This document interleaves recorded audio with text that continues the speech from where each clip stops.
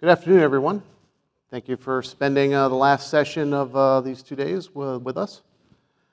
We get to spend a few moments of the CDS time here reviewing breach response planning in the privacy age. And just before we get into it, I'd like to introduce myself, Chris Crishane, Senior Manager with Mandiant's strategic consulting practice. Been with the organization about 6 years, and prior to that, several years in the federal space and other security companies. Hey everyone, Matt Ford. I'm a principal consultant with Mandiant, same strategic practice, so looking forward to speaking with you all today. So just a quick review of the agenda. We're going to take a look at an overview of privacy laws' impact to incident response planning, get a sense of where some of the effects of the law is currently, and a few comments around where it could potentially go. But majority of this talk really is around the planning itself, taking a look at initial preparation, moving on to identification, some tips and tricks around investigation of incidents, remediation, followed by applying lessons learned during the post-incident phase, and lastly, some key takeaways. So, quick disclaimer. While Matthew and I have many years in the industry, both IT operations and security operations, we are not lawyers. Hard stop. What we're doing with this session, with this presentation, is spend some time on, again, focusing on how privacy law, as it evolves, as it currently stands, is affecting the incident response process. And if you have any questions when it comes to actual privacy law and how it could impact your organization, please feel free to reach out to both your internal counsel, should you have the resource, or external. Comes to mind, there were some really good presentations over the past couple of days from lawyers that have that background, and I'm sure it'd be worth your time connecting with them to get those important questions answered. So the simple reality, now that we live in this time and day, is that the clock is ticking. In terms of a data breach, privacy laws have at least some of the newer ones, specifically around general data protection regulation in the EU and within New York State. The DFS cybersecurity law has a timer element where you have 72 hours to go and effectively start and pretty well complete the incident response action. And so we're looking to have companies use that window as a baseline to provide themselves time to confirm that there's been an incident with a privacy implication, and by an extension of that, scoping the incident as fully as possible, drafting both the containment and the remediation plans, and then lastly, the notifications, both to regulators and depending on the specifics of the law, those individuals that could be impacted by this breach.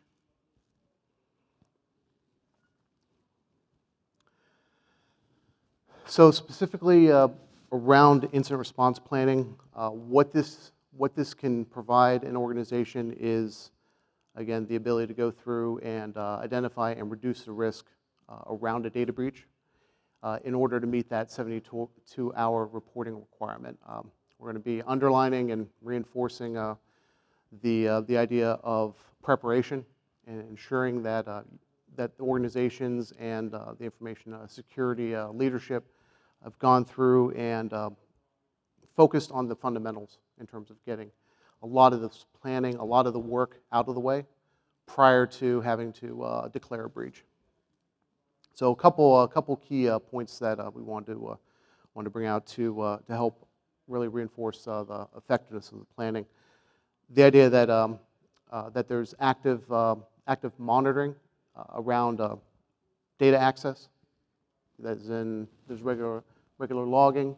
It gives you a sense of when the data's been accessed, who has accessed it, and whether it's standard business operations, an expected occurrence where a user that should have access to that data is just simply performing his or her roles and standard work, or if it is suspicious in nature, some potential after hours access and maybe access beyond what that individual should be able to touch.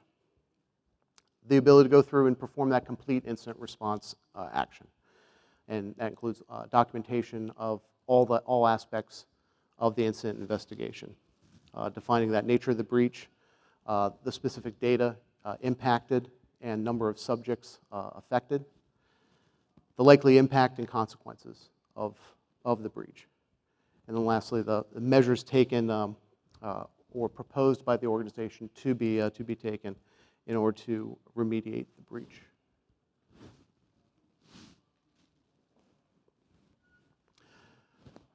So we're going to be spending some time going through each stage of the incident response lifecycle in terms of what can be done to help speed this response, and again, quickly identify the impacted systems and go through the communication required to notify the appropriate parties. So in terms of preparation, again, you're establishing the resources in-house or with third parties, such as incident response vendor, to be trained up and aware of what their jobs are going to be, that they have the tools that they need to do the jobs, and again, they understand what the risks are in terms of the individual systems that could be impacted and the data that may be on those systems or compromised in terms of the breach. Identification gives you the ability to identify those adverse events, and assign that initial severity rating and category. Again, determining the criticality of the overall incident by way of the data that's been compromised and the systems affected. With the investigation, you're analyzing the systems. Again, those that have been touched by an attacker or involved in the incident, and the information to determine whether it truly is a security incident, and of course whether it actually involves any protected data. Remediation is the planning and execution of the activities to both contain and eradicate that threat, and recover the systems impacted by this incident. And lastly, post-incident, we're looking to apply those lessons learned and document what occurred, and use that to feed back into the security operations life cycle, where you can enhance detection for future incidents.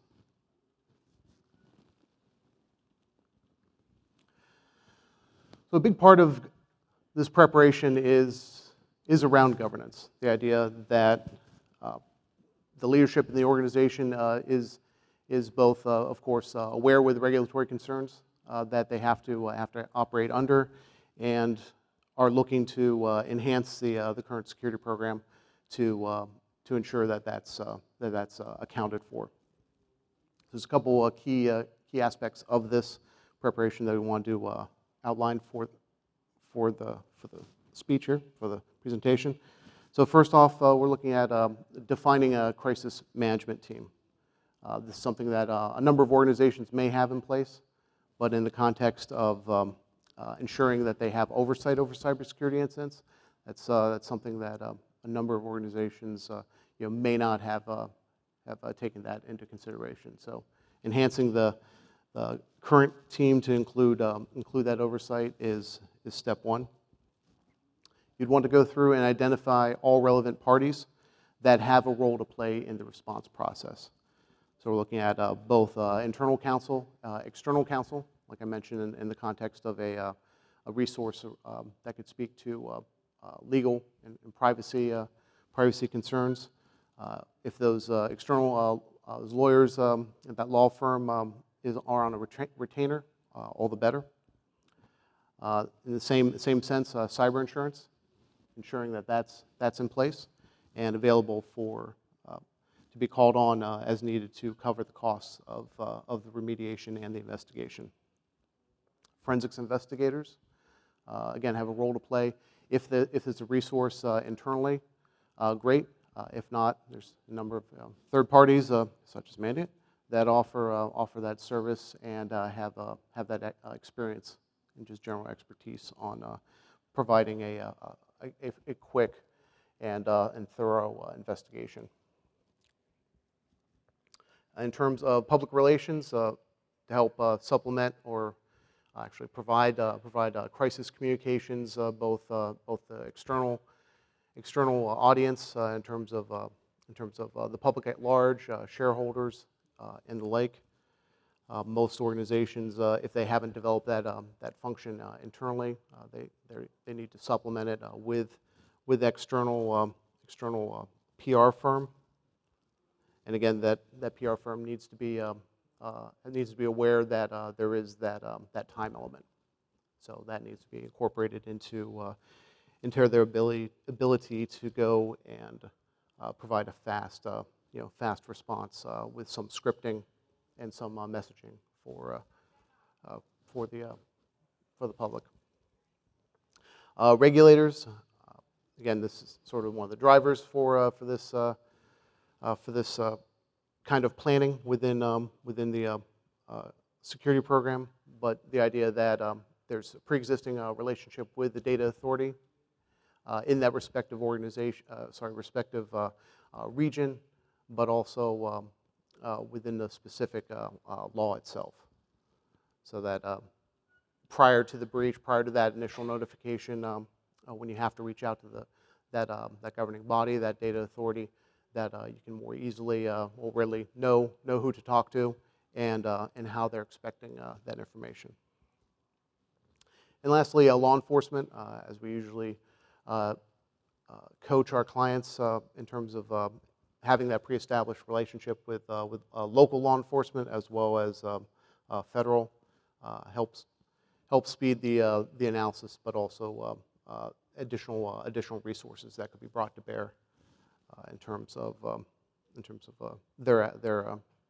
their support for additional data, additional indicators of compromise and the like. So that said, we look to work with customers to make sure that they have that communication plan developed, highlighting these particular organizations and some of the messaging that they would have to apply here. So we want to underline that the notification requirements, again, the timing, sequencing for the messaging, and make sure that there's pre-developed templates, both for the internal parties, namely the C-suite, other members of the organization, including staff, contractors, and of course the external parties that we just mentioned. So for components of the incident response plan, a couple key aspects and categories that we look to have within every incident response plan. A few that we're just highlighting here for the sake of time, but also just highlight the most important and relevant for this exercise. We want to see the ability to go through and define what makes an incident, not an incident versus an event, or what some organizations may term an event of interest. An event that's an alert coming in from a system that's worth an investigation, but not necessarily an automatic promotion to an incident. We wanted to highlight the different types of incidents by category. We typically refer to the NIST standard in terms of the categorization of incidents, but to have that in place, and again, to be able to go through and differentiate a incident that would involve more of a breach of protected data and information versus, of course, something as extreme as like a piece of commodity malware. Along those lines, the incident severity levels. We're looking to be able to quickly apply a basic bit of calculus to determine what the severity level would be based on the criticality of, again, the data involved as well as the systems impacted. We also like to see that the roles and responsibilities are also defined within this incident response plan, meaning all the stakeholders are actually called out here, and expected duties, tasks that they would each perform is all outlined and detailed within the plan. And then lastly, as also a continuation of the previous slide, the idea that the communications plan would be developed and reside as a key component of the incident response plan.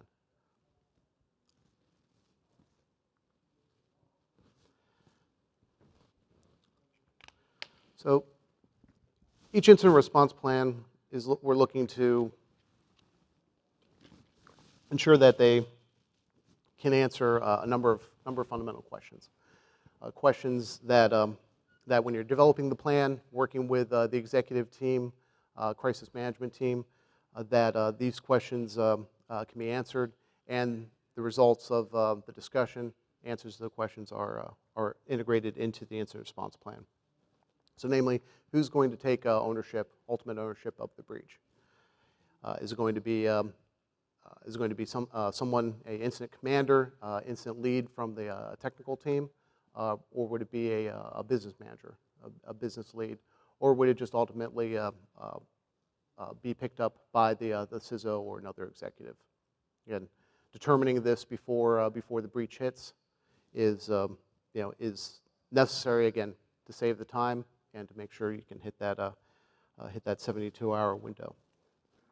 For each stage, as the incident progresses, is there a key decision maker, someone to go through and effectively gate some of the activities, ensure that each aspect of it has been completed, and we're ready to move on to the next stage of recovery, or extend the scope of an investigation to include maybe previously undiscovered segments or parts of the environment.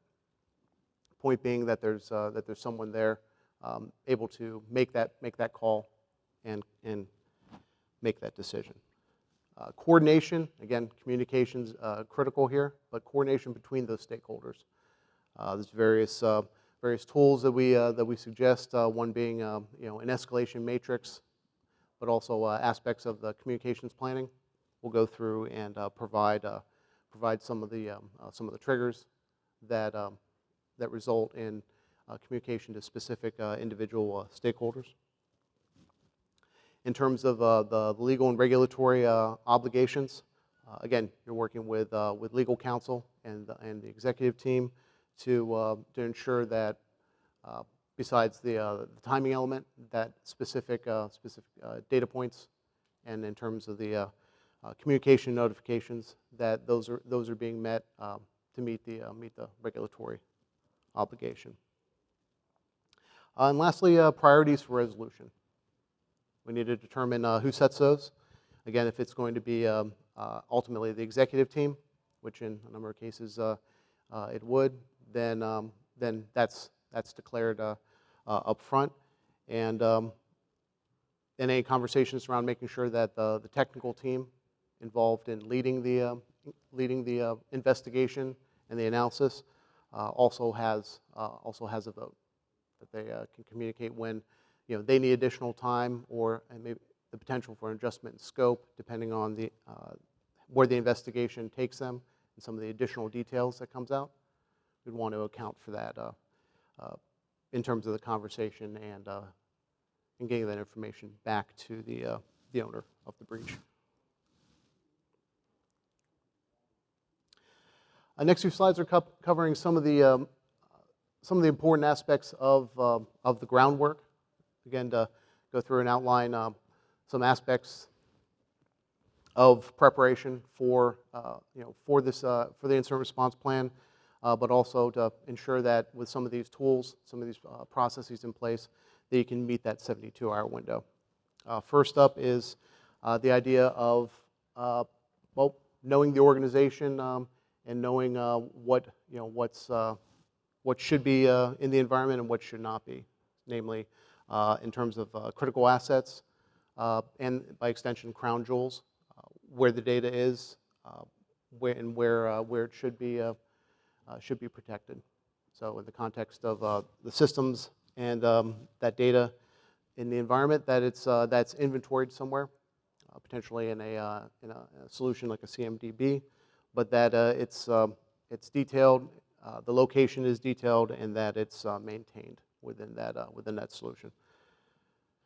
Again, the idea is that if it's sitting in a single solution, that the security team and those that need access to that information can get at it quickly, then that can speed up the investigation and ensure that the right details around those impacted systems are known by the investigators.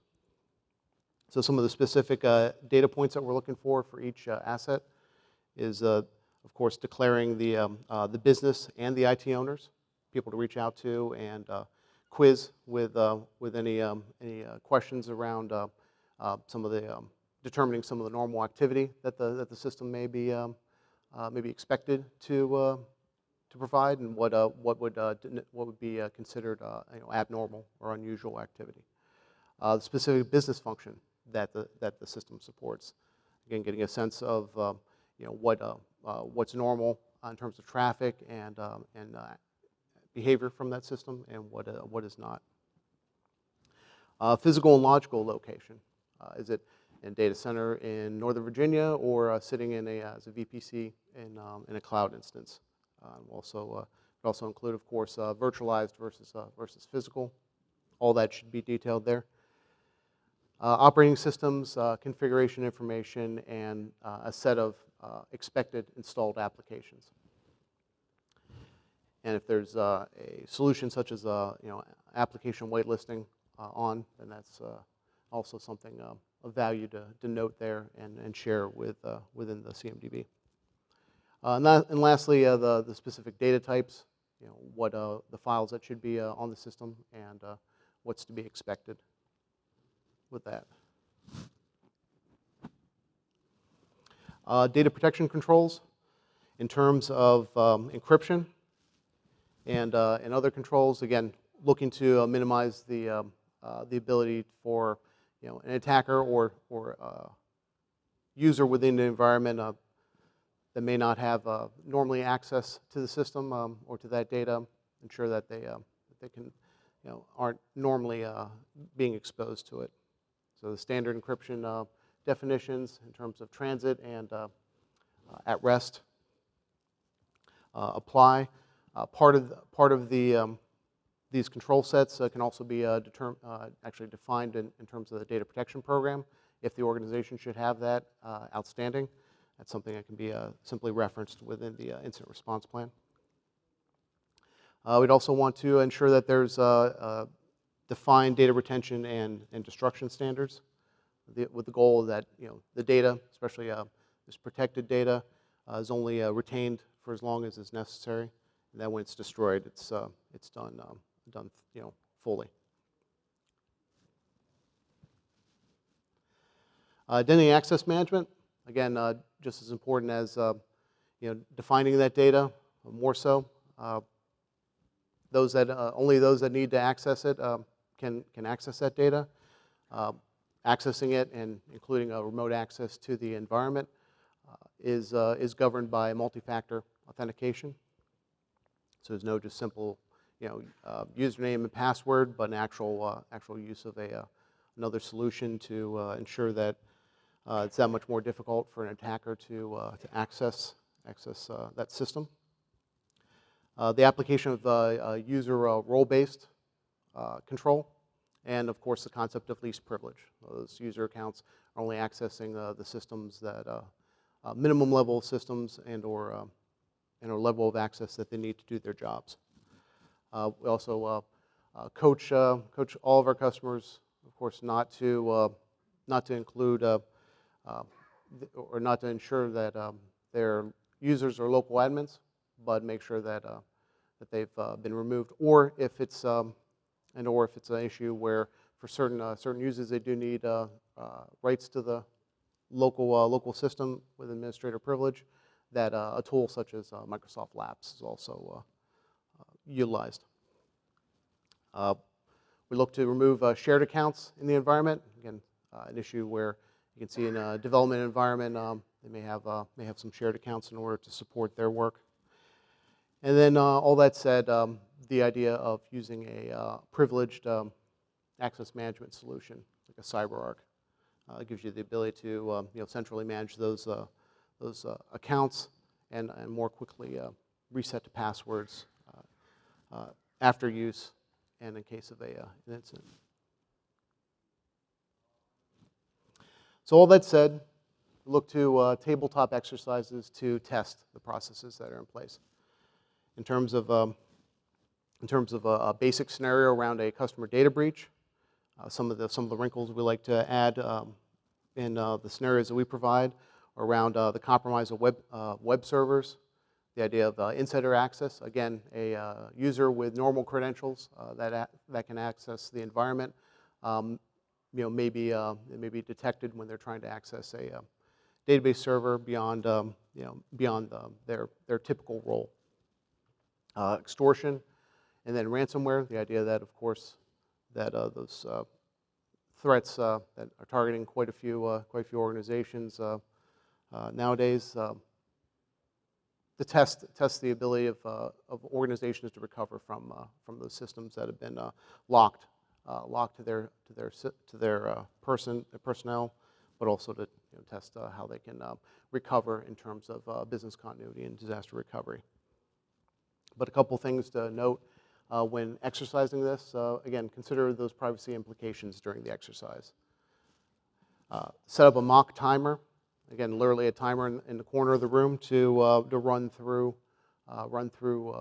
down the clock, literally, as they're going through and the exercise and those individual injects. And lastly, ensure that those exercises are run on at least an annual basis, if not more frequently.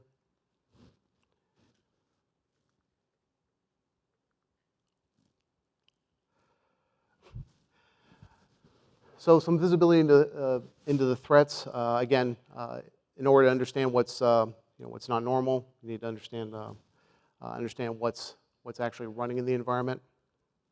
We have a number of preventative technologies that can provide very valuable logs for sourcing some of these event-based alerts. So specifically around endpoint. Again, there's been quite a bit of conversation naturally over the past couple of days with some great presentations around solutions there. But again, very valuable to have on every endpoint and server in the environment. Web proxy, with a note that all traffic should be routed back through a web proxy to include all remote sites as well. And data loss prevention, both on the endpoint and, of course, the mail infrastructure. Whenever possible, these solutions should be included in the technology stack that goes into the cloud and virtual environments. In terms of the web proxy, its ability to go through and perform SSL decryption, inspection at egress is another must-have. And then lastly, all these logs should make it into a SIEM or a centralized log management solution to go through and of course correlate those logs in terms of threat detection use cases. And in terms of the security log collection itself, you'd want to go and working with leadership on this, define a log retention standard as part of a data protection program. That's typically declared there, but look to reduce the time it takes to extract those log sources, but also how long it takes to get those logs to the investigators. Sitting in a SIEM, that's That should be pretty straightforward. But if there's any platform or any aspect of those logs, if it's sitting on a custom or proprietary platform, that could induce some delays in getting at the logs and, of course, the investigators' time to review. The idea of the kill chain and what we like to see mapped, the threat detection use cases mapped to that kill chain, I could spend an entire day digging into. But suffice to say, you want to do as much work in developing the use cases and detecting the threat farthest to the left to save the pain of potentially detecting a threat actor completing their mission and triggering some alerts for behavior and activity farthest to the right. So in terms of exfiltrating or getting any potential critical data out of the environment, that's the last thing you want to be seeing. So in terms of that reconnaissance, again, looking to open source intelligence, private sourced intelligence, and determining the attacker as early on as possible, as they're running their reconnaissance or potentially compromising that the initial system or two. Cyber threat intelligence. I'm not going to belabor this because there's been much better presentations going into much more detail into this topic. But the short of it is looking to again get this intelligence into the environment, into the operations, and ensure that those the knowledge around the threats, TTPs or tactics, techniques, and procedures are being used to help provide that visibility into any potential activity in the environment, specifically around operationalizing it. So we're looking to ensure that the intelligence is driving those operational processes, and that the impact of that intelligence is regularly communicated across the environment during and post response efforts. That the intelligence is used to provide an analysis of the environment in terms of threat modeling, as in what parts of the security stack are actually detecting an attacker's activity, and which may not be quite as effective. And then lastly, getting those alerts into a SIM, into the monitoring infrastructure.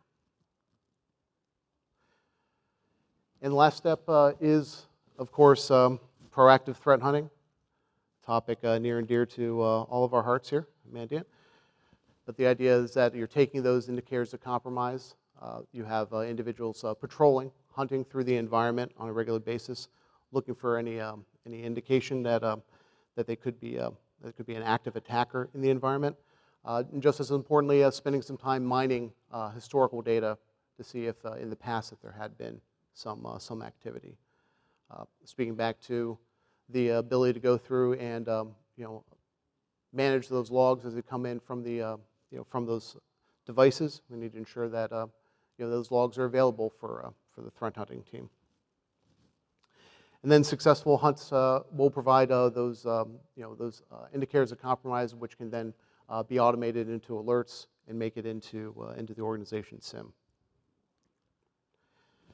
And to the last point, it's the fastest way to determine that the remediation has been successful by ensuring that all generated IOCs are not being triggered. Thanks. Thanks, Chris. So Chris took us through preparation and identification. That's basically going to get us to the point at which we've identified an event of interest or a potential incident. I'll take us through investigation, remediation, and post-incident. So at this point, we've basically declared this is an incident, this is something we're concerned about.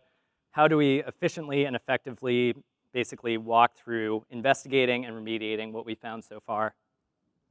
The first thing that we'll want to set up is incident playbooks. So these are going to be documents that are provided to SOC, Security Operations Center, and managed service provider personnel. Anyone who's looking at our logs, looking at our SIM, this will be a specific document that will take them step by step through identification, investigation, and response. This is really effective for new SOC personnel or a newly onboarded MSSP. If they're unfamiliar with the tools or the environment, this will really give them specific steps to quickly triage and work incidents. Additionally, it will give those technical teams information on when they need to hand off to other technical teams or executive teams. It will walk them through notification procedures, what are their communication channels and mechanisms, and finally, it will walk them through some technically specific post-incident activities, which we'll get into. So we're in an investigation. We've identified an incident. We need to figure out what's happened, what's the scope of it, what are we dealing with here.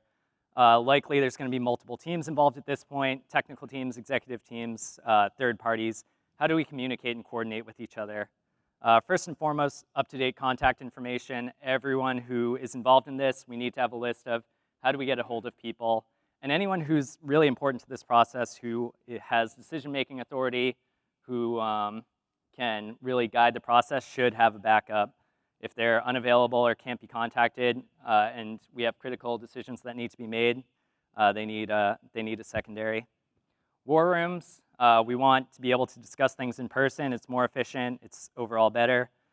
Defined war room, which can take priority for incident response. If we have multiple locations, New York, London, wherever else, we want multiple war rooms. The next three, bridges, chat groups, and the case management system.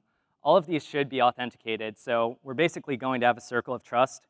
Who can know about the incident? Who can work the incident? So these are all tools that will probably be used in day-to-day operations, but in the case of incident response, we need to limit it to who are we trusting with the information about the incident. We don't want our entire organization to know we're working this. Bridges, likely we'll have two, technical and executive, that will be continuously running to share information. Potentially a third for executive or board updates periodically, every hour or every few hours. Chat groups, it can be the standard chat that technical teams use, but just authenticated for those incident response personnel. The case management system or incident ticketing system should be basically the source of record for actions taken during this incident response effort. So we should be documenting actions that we take during incident response in here. If they're being documented somewhere else, email, chat, notes applications, those should eventually be backfilled into our ticketing system. Out-of-band communications, if we have an outage or we're concerned that the attacker has compromised Exchange or some other communication feature on network, we want to be able to have off-network communications. So that might be bridges, phone calls, text trees, whatever works for your organization. Finally, if we have global operations, we need to have a consideration for how do we hand things off between US, EMEA, APAC. We want to try to have 1 or 2 hours of overlap between all those teams so we can hand off information and get that team up to speed to continue to run with the investigation. Escalation matrix, this is going to underpin and support all of our communications. So you'll see on the left we have incident categories and severities, as Chris referenced. Categories, targeted malware, account takeovers, data exfiltration, and then our severities are just going to be low, medium, high, or some other organization-defined severity. Based on a combination of category and severity, we'll have all the teams that need to be involved in our response, both internal and external, SLAs for those teams. For the external parties, who's our internal liaison, who's our point of contact with that external party. Notification protocols, how do we contact these teams, what communication mechanisms are we using? And then for some specific teams, executives, external counsel, third parties, how often are we, A, expecting updates from them, and B, providing updates to the board or executives? Getting into some of the technical capabilities that will help us support this investigation, forensic capabilities. This is really key to any major incident response we're performing. This is either going to be in-house or with a third party. Larger organizations often do have a forensic capability. And this is a broad set of tools: disk forensics, network forensics, live response capabilities, malware analysis. How many resources do we have in-house? What level of training do they have with each of these tools? It's often the case that these teams can support a smaller, limited scope or less complex investigation, a handful of endpoints or commodity malware. So we need to understand where that point of delineation is, and when we're getting into a larger scope and more complex, sophisticated attackers, when do we interface with a third party such as Mandiant? When we do interface with those third parties, the key points are defined SLAs. Mandiant offers 2 and 4 SLAs, 2 and 4 hour SLAs currently. I think that's relatively standard in the industry. Again, as with any third party, establish liaisons, point of contact. And typically what we'll see is engagement of these third parties through external counsel. So the idea being that if external counsel is engaging, forensic reports, incident reports will all be protected under attorney-client privilege. Finally, endpoint detection and response. This is really becoming a more and more common capability in organizations. So we typically do need EDR deployed to most organizations to run these investigations. If the EDR tool is already deployed, we need to expect some basic capabilities from it. Sweeping the environment for indicators of compromise, hashes, file names, registry keys, anything that we found associated with malicious activity, we want to be able to run a sweep throughout the environment and determine, are we seeing this anywhere else? Where may this attack be impacting us? Remote forensic analysis. Some EDR tools may allow us to pull back forensic images or perform live response, so we want to understand what capabilities we have there. And finally, containing devices. So removing network access from some devices. Can we cut network access if we found a compromised endpoint? If the EDR is not deployed to the environment, it may be the case for a severe breach that we need to deploy one. As Chris referenced, we may have a 72-hour time frame based on privacy requirements. Just deploying an EDR agent to the environment could blow out our whole 72-hour time frame potentially. To try and get that time down, important things to consider: testing, having that agent available, testing it with different operating systems and images. Is it playing nice with everything we have in our environment? Can we deploy it through a systems management tool? Have we loaded it up into SCCM and tried to deploy it to a few endpoints? And are we going to be able to get full coverage with that deployment? Different network segments, remote offices. If we have devices off network, can we get this EDR agent onto those devices? So that's some of the basic capabilities for investigation. The goal is essentially going to be scope all the malicious activity within the environment, determine what are the impacted assets, accounts, malware samples, just tools, techniques, protocols of this attacker. Once we fully scope that, we'll move into the remediation phase of incident response. So first I'll talk about timing. This is a model we often like to talk to customers about. It's called the strike zone. I think in the vast majority of incident response efforts, the objective is going to be remove the attacker as quickly as possible. When it's a small number of endpoints or commodity malware, your best bet really is remove network access, re-image machines, restore from backup, just quickly get back to business as usual. Where that model does break down somewhat is larger breaches, a wider scope, more advanced attack techniques. If we're finding indicators of compromise from multiple months ago, it may be the case that we can't remediate everything all at once. So we need to spend some time identifying all the affected assets, accounts, all the tools that the attacker are using. If we start remediating too early, the attacker may realize we're remediating, deploy additional backdoors, start to exfiltrate data. So we really want to understand the full scope before we start to remediate. And this remediation activity can happen over the course of a weekend, or we really want to try and narrow it down to a few hours or a day or two, so it's one clean sweep of the environment. So the containment actions, as I mentioned, either through EDR or potentially if we have a largely affected virtual LAN, removing network access from those impacted segments or devices.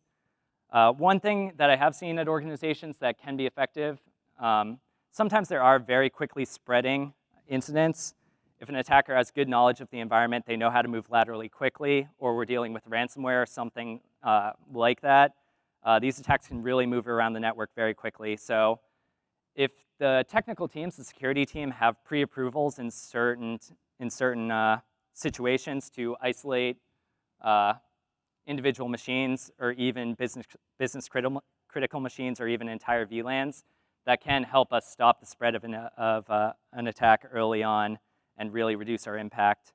So if they don't have pre-approval, there should be a well-defined, specific, quick process where they can get that approval when they start to identify something. Similar logic applies for remediating or containing accounts. Do the technical teams have pre-approvals to reset accounts, admin accounts, service accounts, which may be used in some of our business critical applications? If not, do we have a well-defined, quick, specific process for that team to get approval? Then the remediation activity. So nothing I haven't talked about. Restoring from backup, re-imaging systems where possible, password resets, potentially resetting domain-wide all user accounts, administrator accounts, service accounts, the Kerberos ticket granting ticket. We've seen that take days or even weeks at some clients. So typically the ones who are most able to quickly reset a large number of passwords are the ones who have gone through it before. Obviously, that's not a place you want to be in, but at least having thought through the process and documented some basic processes will really help to move this along.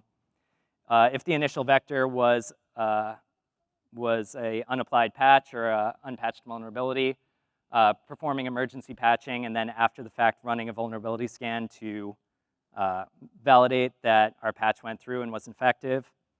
And then once we've kind of gotten a level of comfort that we've performed containment and remediation and we're back to business as usual, what we're going to want to do is take all the indicators of compromise, all the tools, all the file names, all the accounts, everything we've identified throughout the course of our investigation, basically load it up into our endpoint detection and response or some other tool, and use that to sweep the full environment to make sure no lingering indicators of compromise are still existing within the environment that may basically restart the entire attack lifecycle.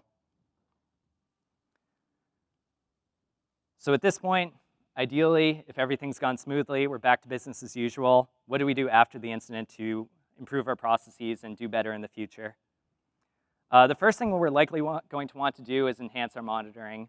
Any assets, accounts, anything that was involved in this incident, we're going to want to basically increase our monitoring, increase our preventative controls on all of those assets.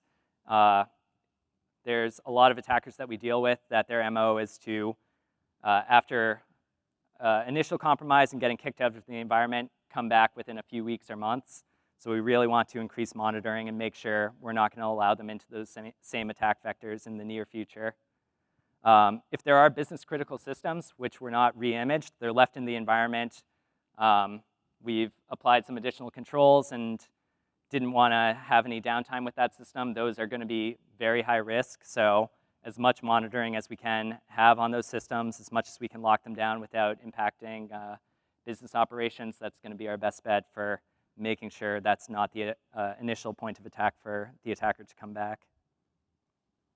After action reporting, so again, we'll want to sit down as a team, technical and executive teams, review the entire incident response lifecycle. What did we do well? What processes worked? What tools worked? What didn't work? What needs to be improved? If processes or usage of tools broke down, where can we train people to do better? Communication coordination. If someone didn't realize we were in incident response or know what their role was until late in the game, how do we make sure that they're involved in the future? Do we need to update our escalation matrix or communication plan? And after we've done our after action reporting, we should have processes to routinely review and update these processes and tools and get employee feedback on all of these. As Chris mentioned, tabletop exercises are a good avenue to improve all of these processes and periodically test them. So how do we measure how well we did in all of this? This is a model we like to use, Drain CVR. Basically splits our response into two sections, dwell time and containment time. Dwell time is from initial access to the environment to when we raise this as an incident and get everyone involved in the response. You might often hear that referred to as mean time to detect.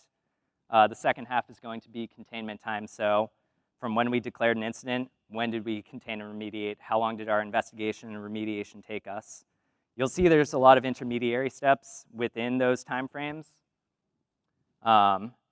So typically these timestamps may be tracked within the incident ticketing system, but for less mature organizations, you can certainly just discuss these points in a less formal way. So detection, how well were our detective capabilities operating?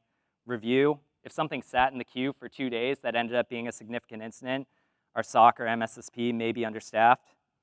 Analyze, when someone did start working the incident, how long did it take them to determine, yes, this is something we need to look into further? That will help us understand, do we need better training? Identification of other effective assets, that will help us understand, do we have a good asset inventory? Is our EDR deployment sufficient? Notification, do we have good escalation matrices, communication plans, coordination, all of that. Getting into containment, collection, how long did it take us to pull back live response and forensic data? Validation, once we have all that data, how are we able to parse through it and determine what is malicious, what is not, again, to training. And finally, reaction, how long does it take us to contain and remediate? So you can look through all these individual points throughout the response lifecycle, and it will help you pinpoint where your response capabilities may be lacking. Key takeaways, so basically, we're dealing with a lot of new privacy laws. Some of them are dictating 72-hour reporting requirements. So obviously, we're not lawyers. We're not telling you when to report things or when not to, but it just does put more pressure on the teams to do things efficiently, quickly, effectively, make sure we're doing things right the first time. So throughout each phase of the response lifecycle, how can we be more effective and efficient? Preparation really underpins all of this. Policies and procedures, roles and responsibilities, technologies. We're not going to be able to do any of this without all that in place. Identification, logging, monitoring, detection. What tools do we have in place, and are they helping us detect things earlier? The earlier we detect, likely the smaller the scope will be and the lesser the impact. Investigation, how are we communicating? Are we sharing relevant information with all the teams to make legal decisions, privacy decisions, technical decisions? Is everyone getting the information they need and using it appropriately? Remediation, containment will help stop the spread of the incident. Remediation will limit our downtime, reduce our reputational and regulatory impacts. And finally, post-incident just feeds right back into preparation and really helps us enhance all these capabilities. And that is all we have. I know we're a little bit over here, but we're happy to take questions, or if not, we can stick around for a few minutes. So thanks, everyone, for joining us. Thank you all.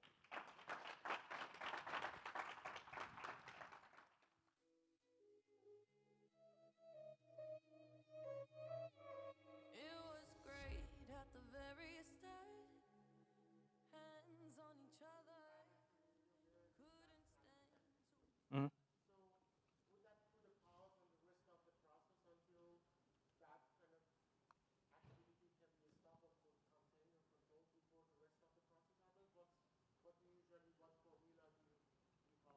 Yeah.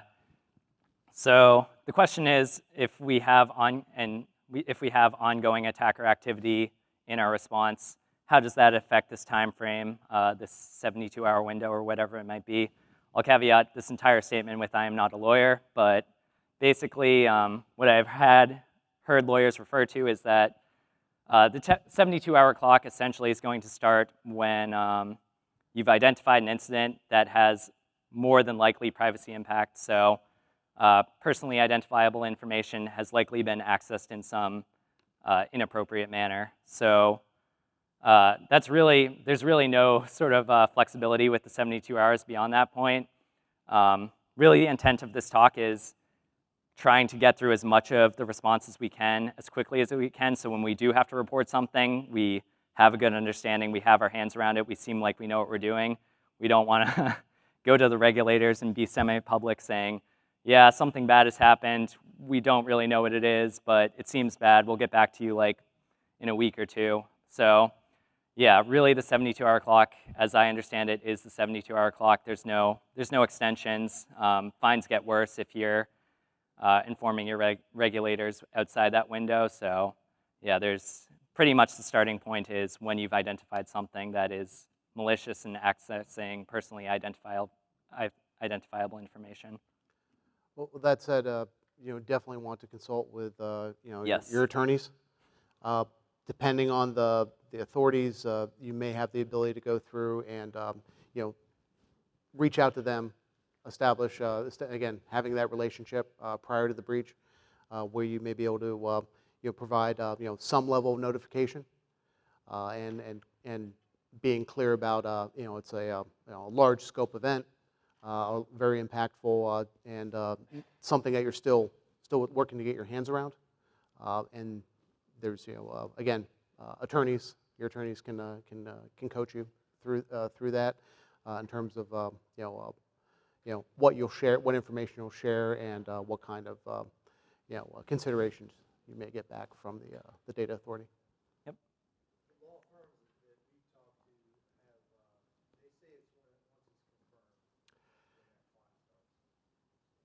Okay. Yeah. Yeah, it's typically once once it's declared an incident.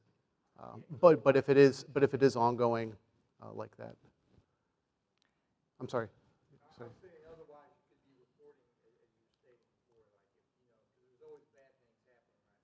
Right. Yeah. Yeah. Basically, that's what I've heard. Either confirmed or like a very reasonable like level of certainty that, yeah, something to that effect has happened. Yeah. So definitely listen to your lawyers about that that timing rather than me.